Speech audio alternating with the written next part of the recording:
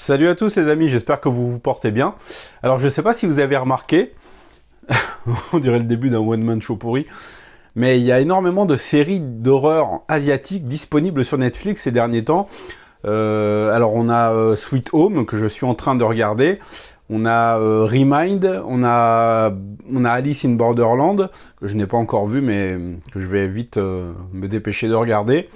On a Détention aussi, mais aujourd'hui je viens pour vous parler d'une série coréenne en 16 épisodes qui s'appelle The Guest. Est-ce que ça vaut le coup? On va en parler tout de suite après le générique.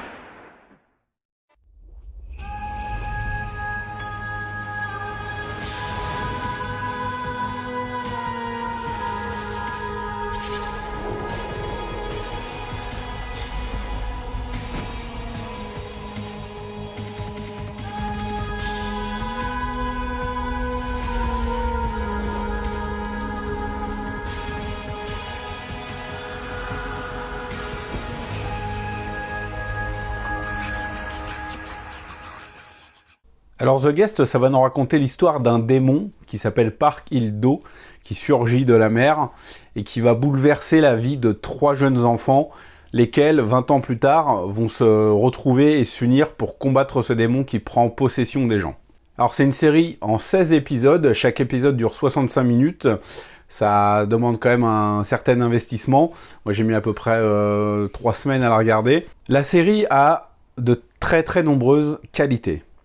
On va commencer tout de suite par le casting. En effet, on retrouve un trio de personnages excellents, hyper attachants, et qui, ensemble, forment vraiment un trio cohérent et très soudé, et que j'ai énormément pris de plaisir à voir évoluer au fur et à mesure des épisodes. On a d'abord Kim Dong-wook qui joue Ya Pyong, qui est l'un de ces trois enfants dont la vie a été bouleversée par le démon, qui va jouer un jeune homme un petit peu médium, qui reçoit des visions, qui a le point de vue des démons lorsque ceux-ci sont en train d'agresser quelqu'un, et qui a vu une partie de sa famille décimée par Park Il-do, et qui a décidé de consacrer sa vie à essayer de retrouver ce démon et le mettre hors d'état de nuire.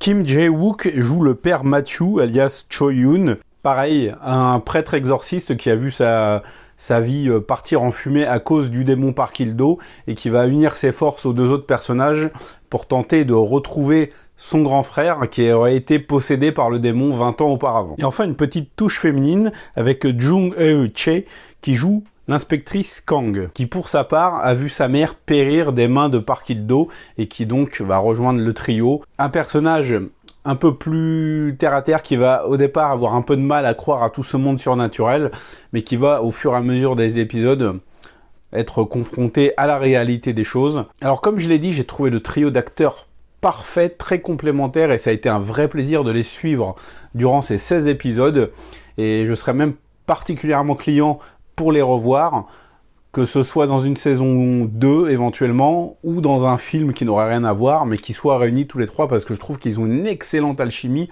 et vraiment, j'ai fini la série à regret, parce que je savais que je n'allais pas les revoir. En acolyte du héros, on retrouve également Lee Wong-jung qui joue Yuk Gwang.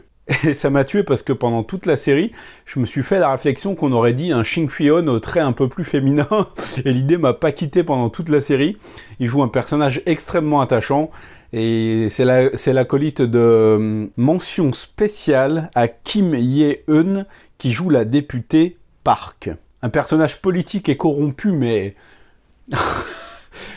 Je veux une série de 60 saisons sur ce personnage, parce que cette députée, donc cette femme d'affaires politique, elle est incapable de se contrôler en fait. Elle va être en public et tout d'un coup, quelque chose va l'énerver, ou une remarque désagréable va lui être faite, elle va péter les plombs en public, elle s'en fout royal, elle va se mettre à attraper des chaises, à les frapper par terre, elle va se mettre à hurler alors qu'elle a tout un public devant elle.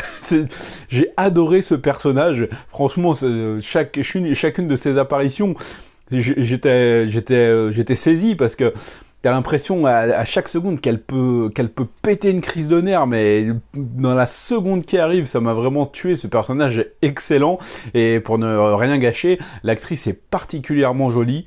Je l'ai immédiatement suivie sur Instagram, bien évidemment. Tout comme Jung Eun-chae, qui elle a une beauté vraiment naturelle. J'ai trouvé qu'elle avait déjà un très très bon jeu, et aussi un très très beau visage, une beauté très naturelle sans artifice. Bref, le casting m'a absolument ravi. Malheureusement, la série va avoir aussi des défauts. Alors, premier truc, les scènes gore sont floutées. Voilà, on va avoir énormément de scènes où des personnages vont s'enfoncer quelque chose dans l'œil droit. Ça a un rapport avec l'intrigue, je ne vais pas vous spoiler.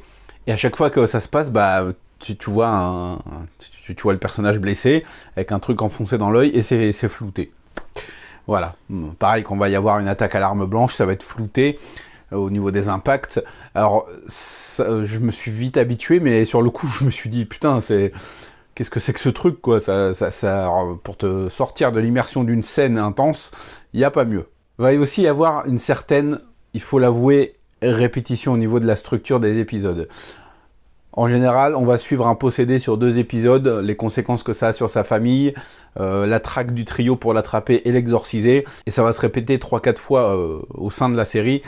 Ça va bien prendre 7 ou 8 épisodes, ce genre de structure, donc ça peut lasser un petit peu. Puis je trouve que c'est un petit peu long quand même. Moi personnellement, j'aurais fait une série de 10 épisodes de 60 minutes en taillant un peu dans le gras. Je pense qu'il y avait moyen de faire quelque chose de plus intense et de plus marquant. Là, c'est quand même une bonne série, j'ai globalement passé un bon moment, même s'il y a beaucoup de choses qui m'ont quand même dérangé au niveau de l'histoire, au niveau de certaines choses aussi, notamment tout ce qui va être la traque de Park Il-do, le démon principal. On va nous présenter plusieurs suspects et on va s'attarder sur un suspect en particulier. Pas de spoil, rassurez-vous, si vous n'avez pas vu la série, vous pouvez rester en toute tranquillité. Mais on va éliminer les suspects potentiels les uns après les autres. Il va en rester un. Et on va nous faire une méga grosse révélation à un moment donné, en mode « Ah bah en fait c'est lui !»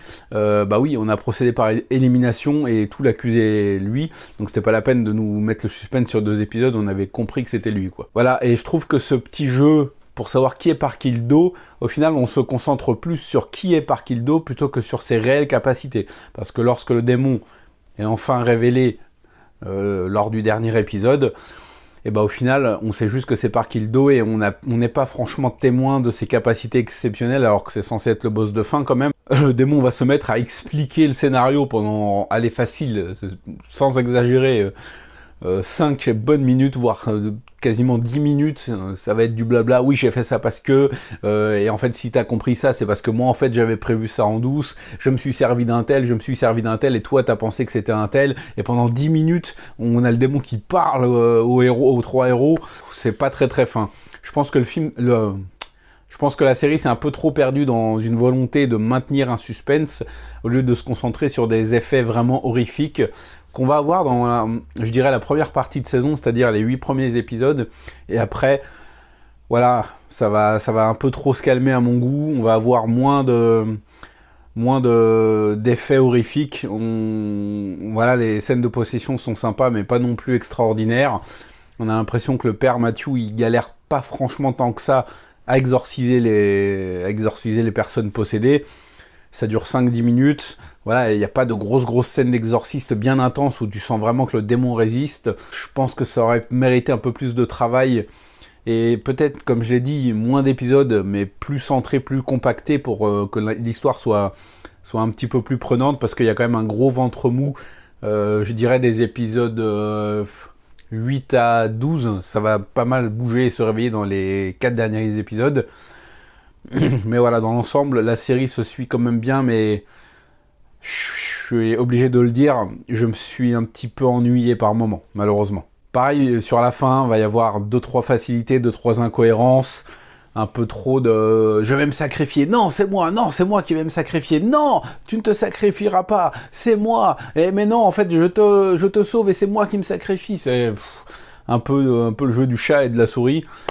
C'est un petit peu lassant, là aussi j'aurais vraiment voulu quelque chose de plus impactant. La toute dernière scène de fin, je la trouve incohérente par rapport à ce qui se passe avant. Je vais pas non plus spoiler, mais bon.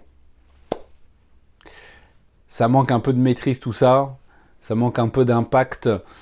Le tout est, comme j'ai dit, sauvé par la performance des acteurs et le cachet qu'ils donnent aux personnages et le fait qu'on s'y attache énormément. J'ai globalement quand même passé un bon moment devant The Guest. Je vous la conseille. Si vous êtes prêt à vous investir, à prendre du temps, je le rappelle, il y a 16 épisodes de 65 minutes, c'est quand même un gros format. Et c'est juste la saison 1, je ne sais pas encore s'il va y avoir une saison 2. La série est sortie en 2018, et voilà, elle a eu quand même un certain succès. Ça a été fait Elle a été réalisée par Kim Hong-sun, qui est un habitué des séries. Même si le tout manque globalement quand même un peu d'impact et d'intensité, j'ai quand même passé un bon moment. Ça aurait pu être mieux, mais c'est quand même très correct. Si vous avez déjà vu la série, vous me laissez un petit commentaire pour me dire ce que vous en avez pensé. Et moi, je vous dis à très bientôt. On va vite se retrouver pour parler de cinéma asiatique, parce que vous savez que ça déchire. Ciao!